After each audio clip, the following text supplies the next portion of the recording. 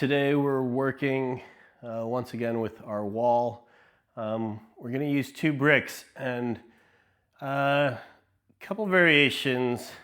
Adho Mukha Svanasana, which we've done a few times throughout this series, but one more variation with the wall, why not?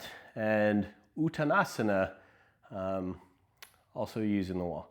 So to get started, we want to take our bricks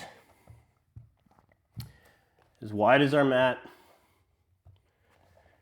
angled against the wall, and we do always sort of our spot check so that we can make sure as we put our actual body weight on these bricks, they're not going to slide forward. Once you have your bricks in place, we'll come down into child's pose. So knees out a little bit wider than the hips, big toes come to touch. Palms come up onto the bricks, forehead releases down. Good. I want you to press your hands into the bricks, send your hips as far back as you can get them. And you might recall we did a similar variation in Yoga for Punks 1. However, it's nice to revisit postures, revisit variations, and kind of see how our body is adapting and changing over time. So let's give this a shot and let's see if you can notice any changes between now and perhaps the first time you tried this variation. So hands plug into the bricks, hips sent back toward the heels. Good. We're going to lift onto the knees. Draw the knees directly under the hips as you tuck the toes behind you.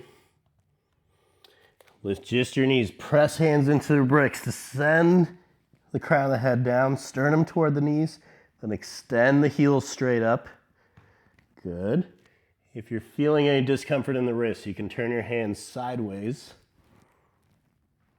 or keep them flat on the brick. Wherever you are, press down firmly. Extend the torso up and back. Reach the sits bones as high as you can get them, then press the hands some more. Then reach the heels down for your mat. Very good. Adho Mukha Svanasana, our downward facing dog pose. Good. So feel one solid line from the palms pressing down through the arms, through the sides of the trunk, all the way up and back to the sits bones. Like you're trying to sit on the wall behind you. Good. Then let's release our knees down. Release our hands from the bricks and walk up. A nice, deep Adho Mukha Svanasana to start our practice today.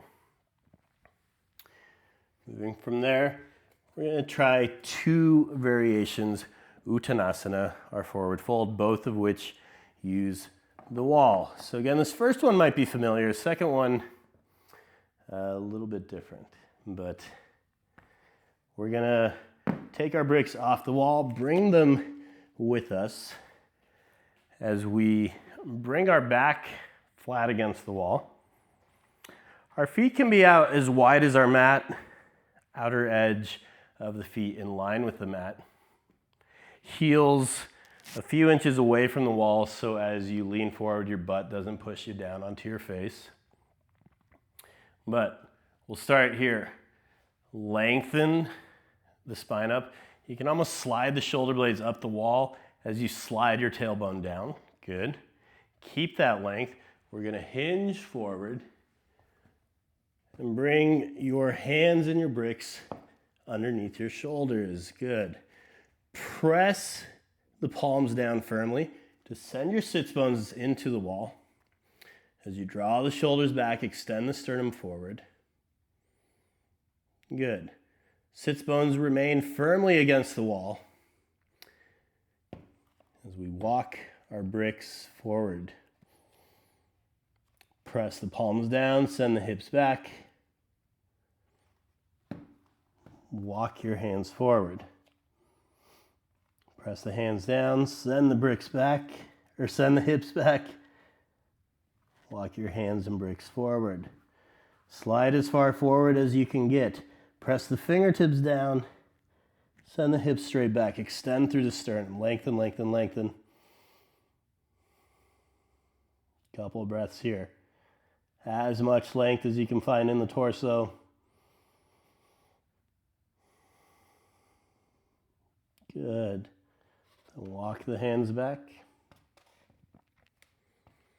Step the feet forward. And roll back up to standing. Good. Let's take one more variation. We can shift our bricks off to the side for now. This time we're going to be facing the wall. So, feet, same as before. You want to be, I guess, kind of close to the wall. As we're coming to a 90-degree angle, I want you to be able to start with your palms flat. So find roughly that distance, then come up. Feet as wide as the mat, outer edge in line with outer edge of your mat. Elbows and shoulders back, tailbone down, navel up, inhale. Exhale, hinge at the hips. Extend the palms forward. Good. Now, we're going to walk our hands down. We're going to step our feet in. Walk your hands down. Step your feet in. Release your fingertips down onto your mat. Drop the crown of the head. Walk your feet in. Again, shoulders away from the ears, crown the head down. Walk your feet in. Now eventually,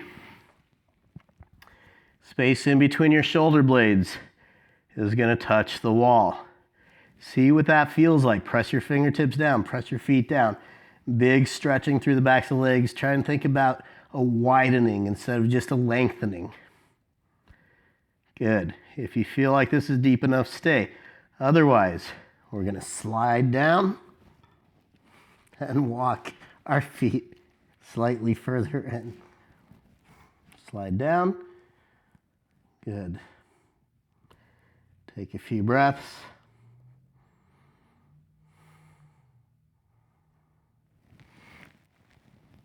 Good.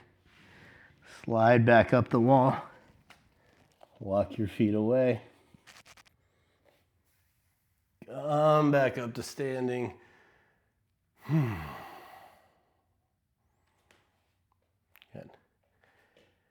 That's going to do it for today. Hope you're feeling a little bit taller than you were 10 minutes ago. And we'll see you tomorrow.